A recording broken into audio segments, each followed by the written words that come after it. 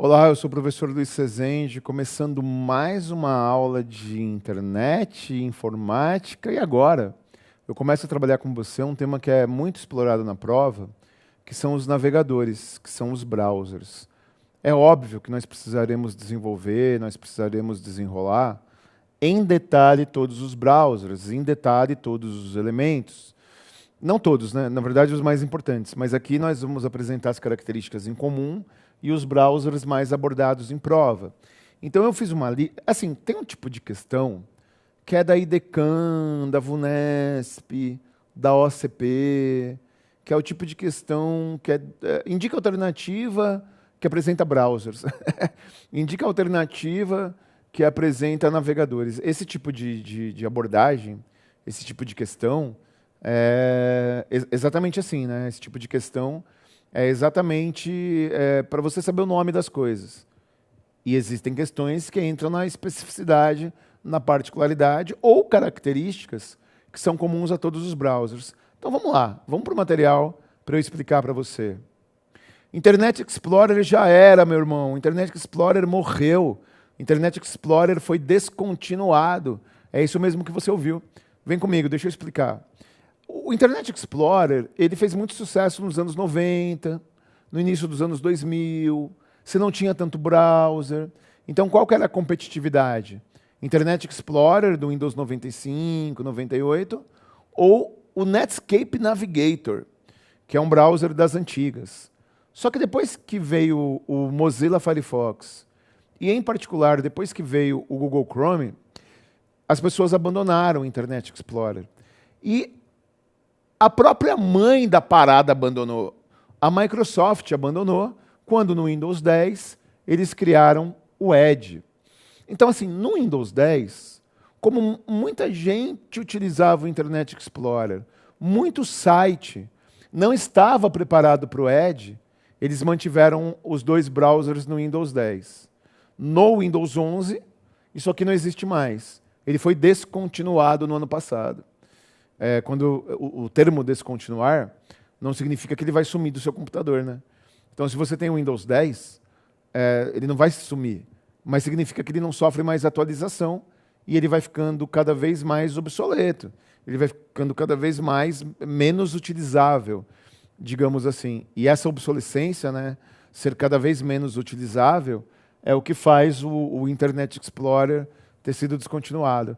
E depois eu falo do Edge, mas se você encontrar o Internet Explorer na prova, ele só existe até o Windows 10 e ele não é mais o browser padrão da Microsoft. Aí a Microsoft no Windows 10 e no Windows 11, ele lança o Edge. E ó, deixa eu falar uma coisa, vem comigo. Eu não sou muito fã do Edge, mas eu confesso que as melhorias do Edge são bem legais. O Edge tem uma barrinha vertical lateral de ferramentas, o Edge tem alguns recursos novos que fez ele dar uma incorporada, né? Então o número de usuários do Edge é bem maior que o número de usuários que estavam no Internet Explorer. E o Edge começa a ter ali um público cativo. Na aula que eu for trabalhar o Edge, você vai perceber que tem muita ferramenta que é bastante útil, bastante eficiente, e o Edge cai muito em prova, porque ele é o browser padrão do Windows 10, ele é o browser padrão do Windows 11, portanto, voltando para o material, o Edge se caracteriza por ser o browser atualmente padrão do Windows. Bom, existem os outros, né?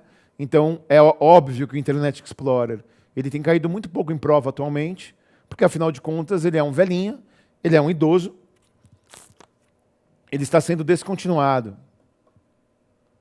É que, mano, numa boa, vem comigo. Ó, tem banda aí, tipo Kiss, tipo Black Sabbath, com todo louvor ao Black Sabbath, que é ex-banda, né? É ex-banda em atividade, né? Os caras não fazem nada novo há 1000 anos, ficam lá os velhinhos em cima do palco, cantando músicas do passado. O AC/DC também. Então, é o Internet Explorer no Windows 10, ninguém mais usa, mas ele fica lá vivendo das glórias do passado. Quando o Chrome foi lançado, ele foi lançado como um browser independente, depois ele foi comprado pelo Google, virou o Google Chrome, e hoje ele é o browser mais utilizado para acessar a internet no mundo todo. É claro, né? Ajudou muito o Android, né? Então, como o Android é o sistema operacional mais utilizado no mundo por conta dos smartphones, e como todo Android vem com o Google Chrome cai absurdamente em prova por essa razão. Pela razão de ele ser o browser mais utilizado no mundo. Então ele é importantíssimo, ele cai muito em prova e ele é a estrela da companhia. Olha só, o Mozilla Firefox, ele é um software livre, né? Ele tem código-fonte aberto. E o Mozilla Firefox, ele tem uma importância muito grande. Vamos lá, vamos para o material. Ele é o browser em que foi estruturado algo chamado eJude. Que desgraça é essa? Vem comigo. Quando nós olhamos para o serviço público, existem dois setores do serviço público muito avançados na informatização. E esses dois setores, muito avançados na informatização, são os bancos e o judiciário, seguido de perto ali pela área tributária para a Receita Federal. Mas, enfim, hoje em dia, todos os processos são eletrônicos. Hoje em dia, se um advogado não tiver o certificado digital da OAB, ele não faz nada. Então, o eJude, que é o sistema eletrônico... Tanto é que, quando teve a pandemia, muito órgão público ficou batendo cabeça, não sabia o que fazer. O judiciário, meu irmão, já estava tudo lá, já estava tudo pronto. Era só o juiz, era só o procurador, era só o advogado não ir mais até o fórum e ficar na casa dele. Porque todo o sistema eletrônico já estava montado, todo o sistema eletrônico já estava configurado. Então, nesse sentido, o Firefox ele foi escolhido pelo judiciário para ser a base do eJude, do sistema judiciário. E isso influencia, né? Porque se você presta concurso, por exemplo, para a prefeitura, se você presta concurso, por exemplo, para o Detran, só para ficar em alguns exemplos, você tem que ter relação com o eJude. E o Mozilla Firefox ele facilita essa relação. Deixa eu falar uma coisa, nada impede que você entre no eJude por qualquer browser. Você pode entrar no sistema eletrônico do Judiciário Brasileiro, porque qualquer um desses. Mas esse aqui é o original. Por isso que cai muito, em particular, para concursos de tribunais. Voltando. Bom, nós temos três que até aparecem em prova, só que aparecem pouco. Coitado do Opera. O Opera é um browser software livre, vem comigo. O Opera é o mais rápido, o Opera é o mais seguro, o Opera é o mais legal e ninguém usa. Porque o Opera é independente, né? Os desenvolvedores do Opera são desenvolvedores independentes. E aí, quando você não tem grana envolvida para fazer propaganda, quando você não tem grana envolvida para fazer divulgação, você tem pouca propaganda, você tem pouca divulgação. E a consequência dessa pouca propaganda, dessa pouca divulgação, é que ninguém conhece o browser. A verdade é essa. Portanto, o Opera ele se caracteriza por ser um browser independente, por ser um browser de desenvolvedor próprio, e que é muito bom, só que é pouco utilizado. O Safari, ele é o browser da Apple, né? Então, se você tiver iPhone, iPad, Mac, você utiliza o Safari. E por que o Safari só é citado nesse tipo de questão que pergunta de browser, mas ele não é particularizado? Como a Apple é um sistema fechado, e como a Apple é um sistema proprietário, e como você só trabalha dentro desse sistema fechado, por mais qualidade que tenha, e isso não é, não é isso que está em discussão, é muito difícil você utilizar no serviço público estrutura fechada, né? Cada órgão público tem a sua necessidade, cada órgão público tem a sua especificidade. Então é difícil você fazer a transposição. Cada órgão público tem a sua particularidade, cada órgão público tem a sua especificidade e, portanto, nesses termos, nesse sentido, o Safari ele aparece muito pouco em concurso, assim como o Tor. O Tor ele é o browser indicado para você navegar nas camadas internas da internet.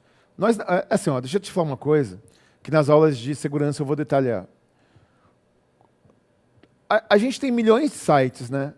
Mas esses milhões de sites que existem, que você pode navegar, que você pode encontrar o seu endereço no Google, por exemplo, eles representam 10% dos sites que existem na internet. 90% dos sites que existem na internet estão na Deep Web ou na Dark Web. E a Deep Web e Dark Web não tem só crime, cara vendendo gêmeas siamesas, gente vendendo war. Até tem gente cometendo crime, como qualquer local obscuro. Mas, na verdade, a Deep Web e Dark Web tem uma função útil também, né? Por exemplo, o povo russo tem utilizado a Deep Web para montar sites em protesto à guerra, já que eles sofrem repressão, ou as mulheres afegãs que sofrem repressão, Estado sexista, né? Utilizam a Deep Web e a Dark Web. Mas o Tor da Deep Web e Dark Web pode aparecer apenas como citação. Voltando para o material, eu queria pontuar para você alguns elementos que eu vou detalhar ao longo das próximas aulas. Eu queria falar do histórico de navegação e dos cookies. Vem comigo. O histórico de navegação nada mais é que uma lista de sites que você acessou recentemente para você ter agilidade no acesso futuro. Basicamente é isso. Você tem o conteúdo de acesso anterior para acesso futuro. O próprio nome diz, histórico de navegação. Por questões de privacidade, você pode, sem problema nenhum, limpar o seu histórico. Bom, o cookie é mais complicado. O cookie, quando eu for detalhar ele nas aulas, é mais complicado. Todo browser tem um cookie. E o cookie é um pequeno arquivo de texto que ele registra a navegação. Então, através dos cookies, eu posso descobrir em que site você entrou e o que você fez dentro do site. E, em última análise, que perfil que você visitou dentro do Facebook, que páginas você acessou dentro de sei lá do quê. Então, o cookie ele é responsável por vários litígios. O cookie é responsável por divórcio e tudo mais. Calma, depois eu falo do cookie. Bom, nem precisa ir para a tela, vamos ficar aqui mesmo nessa tela. O pop-up são aquelas janelas automáticas do browser. Sabe quando você está navegando e aparecem umas janelinhas automáticas assim? Geralmente com propaganda, pode ser também com uma janela para você digitar login e senha. São os pop-ups. Tudo isso que eu estou apresentando para você, aulas posteriores vão detalhar. Aqui é só o quadro geral para você indicar as características de browsers. O favoritos, eu ia arriscar aqui. O favoritos é autoexplicativo, né? Favoritos é quando você favorita, e tudo isso tem na navegação no smartphone, né? É quando você favorita sites para você acessar, para você acompanhar posteriormente. Cachê. O pessoal fala memória cache, né? Mas é cachê. E dane-se, porque a sua prova não vai ser prova oral. Então, o cachê ou cache, a memória cachê é uma memória interna do browser que fica registrando os sites que você navegou, não necessariamente favoritos, para que no acesso futuro tenha mais agilidade. Então, resumindo, o cachê, a memória cachê, ou o cachê do browser, é quando você tem uma memória, quando você tem uma caracterização de memória interna do navegador. E, finalmente, algo que você conhece muito bem, né, malandrinho? Que é a navegação in private. Cada browser tem ferramentas de navegação privada própria. Então, cada browser, por exemplo, no Google Chrome, chama-se navegação anônima. No Edge, chama-se in private. É uma navegação que, enquanto você está no browser, claro, vai gerando cachê, vai gerando cookie e vai gerando histórico. Mas a partir do momento que você sai da página, ele apaga automaticamente cachê, cookie e histórico de navegação para fins privados. Isso é muito importante para a confidencialidade da informação. Estas características que eu estou apresentando para você tem em todos os browsers. Todos os browsers que eu apresentei para você na tela anterior têm tudo isso. Cada um com a sua especificidade, cada um com a sua particularidade e cada um com a sua nomenclatura. Só para a gente encerrar, pode ficar nessa tela mesmo. Quais são os mais importantes? O Edge, o Chrome e o Firefox, pelas razões que eu expliquei para você. Muito obrigado pela sua presença, pela sua paciência. Até a próxima.